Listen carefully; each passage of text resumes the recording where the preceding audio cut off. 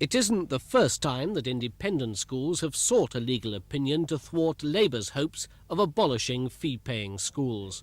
But the very latest legal opinion concludes that abolition would violate a human rights charter signed by the last Labour government, and the abolition of charitable status or the imposition of VAT on school fees would violate EEC law.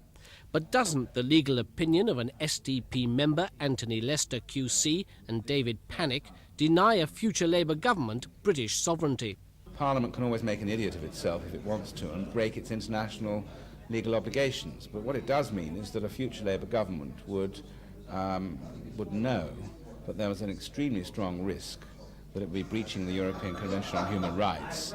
And as a result, if it flouted the judgment of the European Court of Human Rights, it would have to leave the Council of Europe and probably the common market as well. It's no coincidence that the legal opinion is published in the run-up to a general election.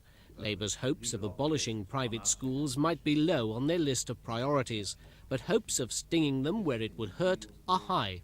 Well, we would abolish the assisted places scheme virtually straight away. We would not be able to bring in legislation, as the judgment pointed out, to abolish private schools, but we would be very rapidly taking away all the subsidies to go to them. We would be making sure that they paid some of the costs of training teachers. We would be restricting the way in which they could poach people from the state system and live generally at the expense of the state system.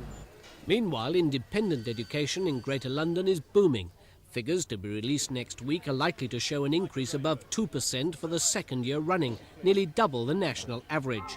At Colf School near Eltham, senior school fees top £700 a term, but the school reports a 20% increase in applications. When the election's finally called, private education may not feature in the manifestos, but just in case, the independent schools have fired an insurance salvo. David Bellin, Thames News.